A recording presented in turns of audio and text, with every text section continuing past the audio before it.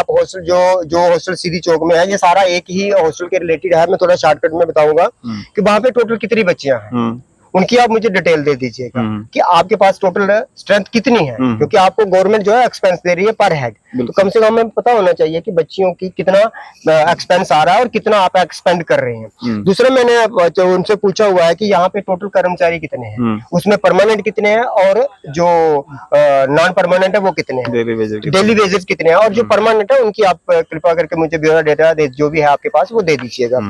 तीसरा पॉइंट मैंने उनसे मांगा हुआ है कि जो ये हॉस्टल है, अगर ये तो विद 24 आवर्स एक वार्डन जो है वहां पे मौजूद है, तो फिर वो डिपार्टमेंट की नेग्लिजेंसी है, क्योंकि उसको भी अपना परिवार देखना, उसको सोसाइटी देखनी है, घर बाहर अंदर सब कुछ देखना है।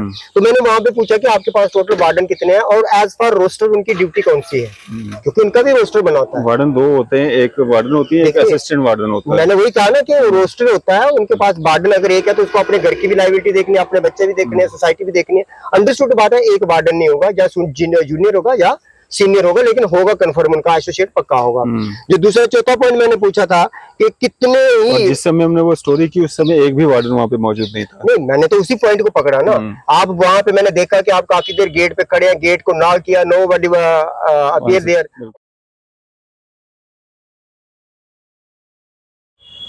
आरटीआई एक्टिविस्ट राजकुमार जी हमारे साथ मौजूद हैं, बातचीत करेंगे आज किन पे इन्होंने आरटीआई लगाई है और क्या कुछ ये जानना चाहते हैं सूचना के अधिकार के तहत। राजकुमार जी, आपका स्वागत है न्यूज़ सर इंडिया में। बहुत बहुत धन्यवाद। राजकुमार जी, आप जाने जाते हो आरटीआई लगाने के लिए, और जो जवाब आप के पास आते हैं आप उनको पब्लिक डोमेन में भी लाते हैं। आज जो आपने आरटीआई लगाई है, क्या मकसद था उसका और किस विभाग पे क्या कुछ जानना चाहते हैं? साहब, सबसे पहले तो मैं आपको ये बता दूं, आपने अभी मेरा नाम भी लिया। मेरी जो एक पहचान है वो ये है कि मैं सोशलिज्म को ज़्यादा प्राथमिकता देता हूँ। मानवता मेरे अंदर कुछ ज़्यादा है, जहाँ पे भी मानवता के साथ खिलवाड़ होता है, मुझे पाया जाता है, तो मैं उसके ऊपर चलाता हूँ। इससे पहले मैं आपको बता दूँ, कटरा में मैं गया था तो मैंने बच्चियों को वहाँ पे बाहर पानी भरते हुए देखा था, पीक मौसम, हॉट पीक मौसम में। तो मुझे लगा कि इनको नीड्स है।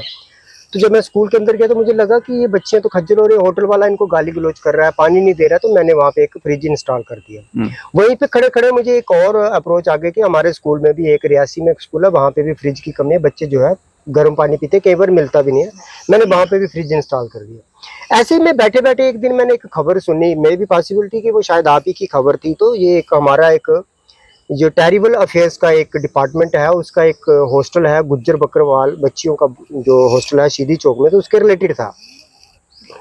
तो मुझे लगा कि ये एक बच्चियों का सुरक्षा का मुद्दा है, बच्चों की शिक्षा का मुद्दा है, और बच्चियां जो है उनके पेरेंट्स की जो एक डिपार्टमेंट के ऊपर एक फेथ है, ट्रस्ट है, उसकी कहीं ना कहीं मुझे लग रहा है ये वायलेशन है।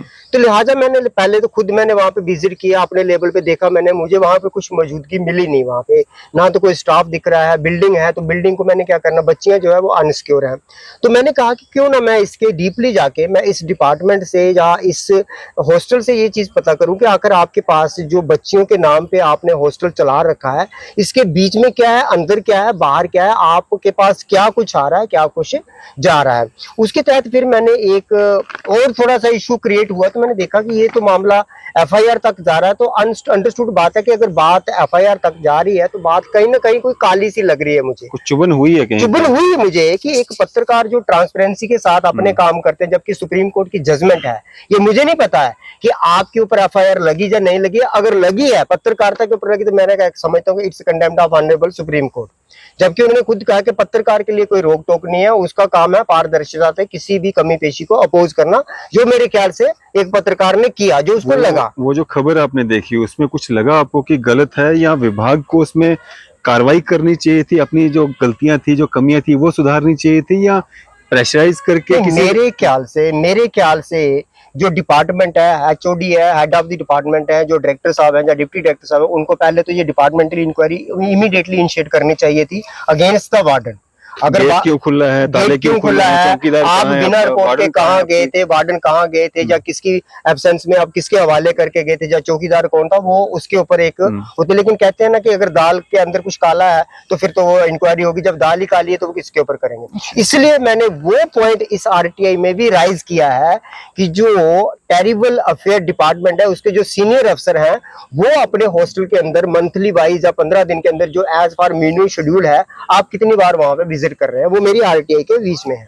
और उसके बाद मैंने जो इनसे मांगा हुआ है वो कुल कर्मचारी, डिटेल वाइज इसको बताइए। देखिए इसमें जो मेरा पहला पॉइंट है वो मैंने मांगा है कि आप हॉस्टल जो हॉस्टल सीधी चौक में है, ये सारा एक ही हॉस्टल के रिलेटेड है, मैं थोड़ा शॉर्टकट में बताऊंगा कि वहां पे टोटल कितनी बच्चियां हैं, उनकी आप मुझे डिटेल दे दीजिएगा कि आपके पास टोटल स्ट्रेंथ कितनी है, क्योंकि आपको गवर्नमेंट जो है एक्सपेंस दे रही है पर हेड, तो कम से कम हमें पता होना चाहिए कि बच्चियों की कितना एक्सपेंस आ रहा है और कितना आप एक्सपेंड कर रहे हैं। दूसरा मैंने उनसे पूछा हुआ है कि यहाँ पे टोटल कर्मचारी कितने हैं, उसमें परमानेंट कितने हैं और जो नॉन परमानेंट है वो कितने हैं, डेली वेजेस कितने हैं, और जो परमानेंट है उनकी आप कृपा करके मुझे ब्यूरो डेटा जो भी है आपके पास वो दे दीजिएगा।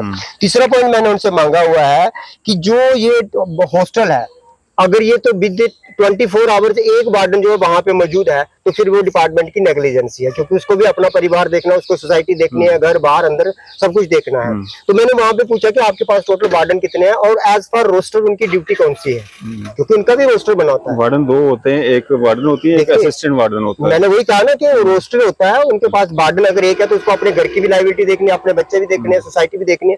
अंडरस्टूड बात है, एक वार्डन नहीं होगा, या जूनियर होगा या सीनियर होगा, लेकिन होगा कंफर्म, उनका एसोसिएट पक्का होगा। जो दूसरा चौथा पॉइंट मैंने पूछा था कि कितने ही, जिस समय हमने वो स्टोरी की उस समय एक भी वार्डन वहां पे मौजूद नहीं था। नहीं, मैंने तो उसी पॉइंट को पकड़ा ना।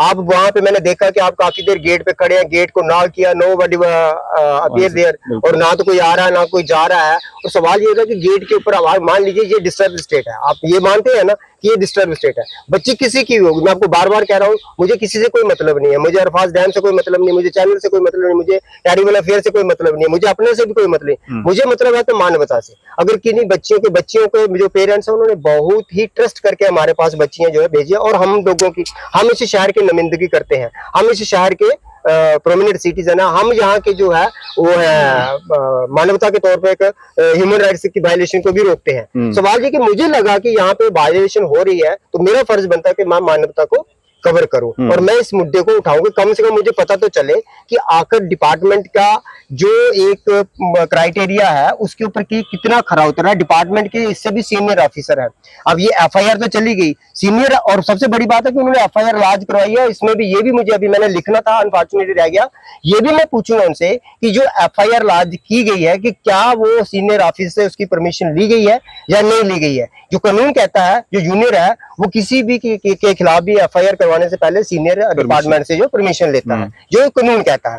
अब मेरे से ये पॉइंट रह गया, लेकिन मैं पूछूंगा क्योंकि मैंने इसमें पॉइंट लिखा हुआ है कि मैं रिकॉर्ड को एग्जामिन करना चाहता हूं जो एज पर प्रोविजन डेफिनेशन में है। इसमें कई सारे पॉइंट हैं, जिसमें चौथा मैंने उनसे पूछा हुआ है कि आपके पास कुल कितने मेंबर जो है मिलने के लिए हॉस्टल में आए। जो कुछ लोग होते हैं जो सोशलिज्म के तहत आते हैं, कोई डोनेशन देता है, कोई कुछ दिन का या रात का खाना प्रोवाइड करवा देते हैं, ऐसे हमारे संगठन हैं। उसकी मैंने डिटेल मांगी हुई है, जो हॉस्टल वार्डन है उनसे पूछा हुआ है। और आपके पास कितने हैं, आप उसकी लिखित में एंट्री कहाँ करते हैं। आप वर्बली बोलेंगे तो वो तो अनऑफिशियली हो गया, तो लिहाजा ये है कि ये वहां पे नहीं है, लिहाजा वो भी पॉइंट मैंने रखा हुआ है। तो उसमें एक पॉइंट है कि जिसमें मैंने एक बहुत इंपॉर्टेंट पॉइंट मांगा हुआ है कि इसमें जो आपने चौकीदार, क्योंकि मेन जो था गेट के ऊपर ये बच्चियों का मामला है, डिस्ट्रिक्ट स्टेट है, यहाँ पे आपके पास चौकीदार कितने हैं।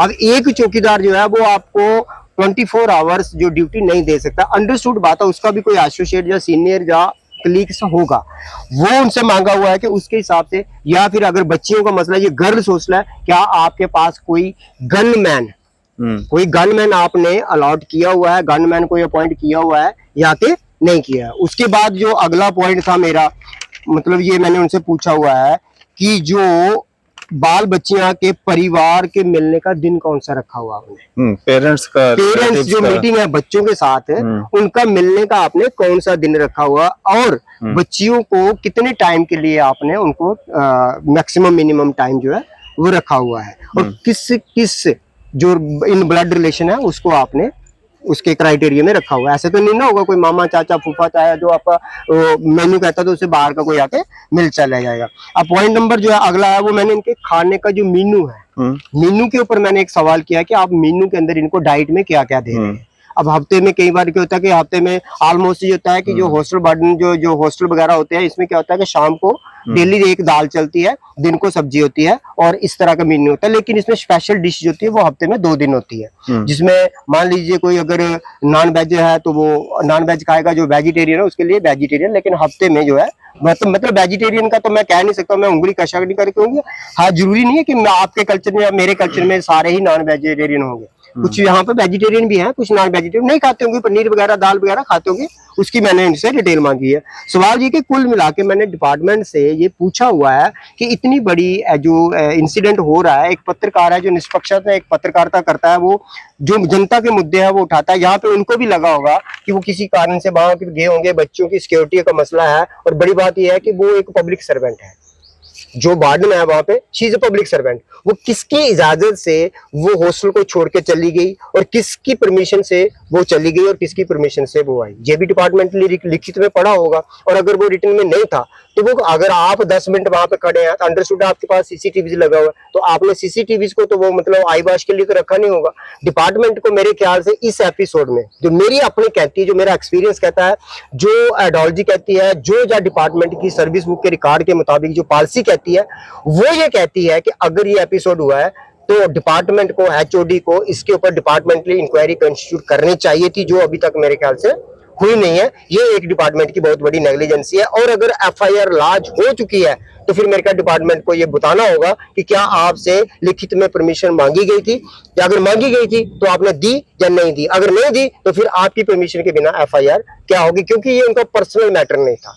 जो वार्डन थी ये उनका पर्सनल मैटर का इशू नहीं था, घर का इशू नहीं था। शी इज ऑन ड्यूटी, ये आपको समझना पड़ेगा। मैं आपको लीगली भी तौर पे भी बता रहा हूँ, she is on duty, she was on duty, वो ड्यूटी पे थी और वो उसका पर्सनल मैटर नहीं था। उसको इस उसमें अगर कोई ऐसा एपिसोड होता है तो उसको डिपार्टमेंटली ये चीज पूछनी चाहिए था, मैं ड्यूटी पे थी, मेरे साथ ये हादसा हुआ है, मेरी एफआईआर बनती है, मुझे ड्यूटी नौकरी करने से डिस्टर्ब किया गया।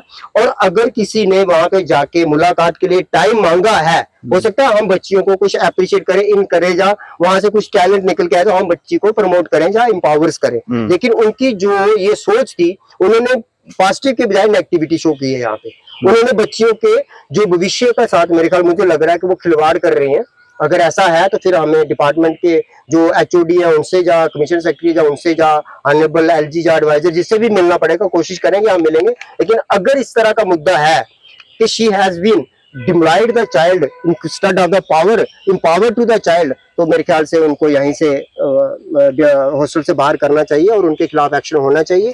और हो सके तो मेरे ख्याल से इसके ऊपर इंक्वायरी इनिशिएट होनी चाहिए कि इतना इशू हो गया। आप ये बताइए, क्लियर करिए कि आप कहाँ पे थे। और मेरे ख्याल से डिपार्टमेंट को पिछले कम से कम 6 महीने में या 3 महीने में या 1 महीने में 15 दिन में जो डिपार्टमेंट की विजिट होती है वो बहुत इंपॉर्टेंट है। सीनियर अफसर को जवाब देना पड़ेगा कि आप कितनी बार जो आपने हॉस्टल के अंदर विजिट किया है। काफी सारे हॉस्टल हैं जम्मू के अंदर, ये सिंगल नहीं है, नंबर ऑफ हॉस्टल्स हैं जिसमें बॉयज के भी हैं, गर्ल्स के भी हैं। लेकिन आप बच्चों की सिक्योरिटी के ऊपर चल रहे हैं, बच्चों का एक अलग से डिपार्टमेंट है ये, और इसके अंदर आपकी जिम्मेदारी बनती है, आपकी लायबिलिटी है, यू आर पब्लिक सर्वेंट, आपकी बहुत बड़ी जिम्मेदारी है। बच्चों की सुरक्षा के साथ खिलवाड़ हो रहा है। अगर आप गेट खुला छोड़ के चले गए हैं, बिना किसी को बताए चले गए हैं, बिना किसी की इजाजत के आप चले गए, और वहां पे ना सिक्योरिटी गार्ड है और ना ही यहाँ पे ना आपका कोई एसोसिएट है, और गेट खुला पड़ा हुआ है, ये डिस्टर्ब स्टेट है, क्या पता कौन यहाँ पे घुस जाए। तो राजकुमार जी, ये जो आपने आरटीआई फाइल की है, कितना आश्वस्त हैं आप कि आपको इन सारे सवालों का जवाब मिल जाएगा? देखिए, सवालों का जवाब तो उनको देना है, ये बात अलग है कि ये टाइम है, टाइम बाउंड हम भी है, टाइम बाउंड वो भी है, लेकिन जवाब उनको देना है। ये प्रोसेस थोड़ा सा लंबा जरूर हो सकता है, मैं नहीं कहता हूँ कि ये शॉर्ट है, लंबा जरूर हो सकता है, लेकिन मैं आपको इंश्योर करता हूँ, मैं जिस काम को भी हाथ डालता हूँ मैं उसको पूरा कंप्लीट करके छोड़ता हूँ। मैं भी पॉसिबिलिटी है कि मैं 1-2 दिन में डायरेक्टर से भी मिलूंगा, उनसे भी ये पूछूंगा इस तरह के मुद्दे हैं। नहीं तो अगर मुझे लगा कि मैं बीइंग ए पब्लिक रिक्वायरमेंट, अगर मुझे लगा तो मैं प्रोटेस्ट के लिए भी जाऊंगा, मुझे कोई वो नहीं है। लेकिन मुझे लग रहा है कि जो पेरेंट्स हैं उन्होंने बच्चियों को सरकार के हवाले बहुत ही गहन और मतलब एक विश्वास के साथ छोड़ा हुआ है। अगर उन बच्चियों की मतलब सिक्योरिटी या सुरक्षा के साथ कहीं खिलवाड़ हो रहा है तो फिर मुझे लग रहा है कि डिपार्टमेंट को आज से ही ये देखना होगा, नहीं तो फिर हमें अपने लेवल पे ये जो मैटर्स हैं अराइज करने होंगे, या अगर कोर्ट तक जाना पड़ा, अपील में जाना पड़ा तो जाएंगे, अदरवाइज हमें अगर सेंटर तक जाना पड़ा तो जाएंगे। लेकिन बच्चों के साथ, बच्चा किसी के भी आओ, बच्चे किसी सबके भी साथ धर्म का हो, बच्चा भगवान का रूप होता है। बिल्कुल। और मैं स्पेशली बच्चों के एम्पावर के लिए, मैंने आपको पहले बताया मैं स्टार्टअप कहाँ से कर रहा हूँ, मेरा 25 से 30 साल का एक्सपीरियंस है और मानवता के लिए है। हम्म, मैं हर मानव की मदद करता हूँ जहां मुझे लगता है कि वो उसको नीड है। लेकिन मुझे यहाँ पे लग रहा है कि ये बच्चों के साथ खिलवाड़ हो रहा है, अगर सिक्योरिटी के नाम पे खास करके, क्योंकि ये मैं बार बार आपको कह रहा हूँ, आप इस बात को मानिए कि जम्मू कश्मीर अभी भी डिस्टर्ब है, हम्म, अभी भी डिस्टर्ब स्टेट घोषित है। इस तरह की नेग्लिजेंसी जो डिपार्टमेंट की जो अगर पाई जाती है, अब जरूरी नहीं है, ये तो एक शहर है, तो गांव के अंदर, पहाड़ों के अंदर मेरे ख्याल से तो फिर तो इससे भी बड़ा बुरा हाल होगा। तो कहाँ से आप उनको सिक्योर कर पा रहे हैं? लिहाजा मुझे लग रहा है कि इसके ऊपर बहुत बड़ी जांच कर रहे हैं, जांच का विषय है, जांच होनी चाहिए, और नहीं होती है तो फिर हम अपने लेवल पे करवाएंगे और आरटीआई का जवाब तो आएगा आएगा। लेकिन ये जो एफआईआर का इशू है, इसमें भी बहुत बड़ी नेग्लिजेंसी है। डिपार्टमेंट को बताना होगा कि आपसे परमिशन ली गई है, अगर नहीं ली गई है तो आपने, डिपार्टमेंट ने उसके खिलाफ क्या डिपार्टमेंटली इंक्वायरी फाइल की है। ये उनका पर्सनल इशू नहीं था, ये इशू जो था वो ऑन ड्यूटी था। बिल्कुल। या तो डिपार्टमेंट बताए कि वो जो थी ऑन लीव थी और उसकी जगह दूसरा वार्डन था, फिर हम बात करेंगे। अदरवाइज डिपार्टमेंट बताए कि वो ऑन ड्यूटी थी, ऑन ड्यूटी के साथ ऐसा हुआ, तो फिर एफआईआर जो है हायर अथॉरिटी के बिना विदाउट परमिशन कैसे हो गई? बिल्कुल, चलिए शुक्रिया हमारे से बातचीत करने के लिए। तो ये थे हमारे साथ सोशल एक्टिविस्ट व आरटीआई एक्टिविस्ट राजकुमार जी। आपकी इस सब पे क्या राय है? आप भी अपनी राय जो है जरूर साझा कीजिएगा। इसी तरह की मजीद अपडेट्स के लिए आप देखते रहें न्यूज़ इंडिया। मैं अरफाज अहमद, कैमरामैन शाहनवाज के साथ।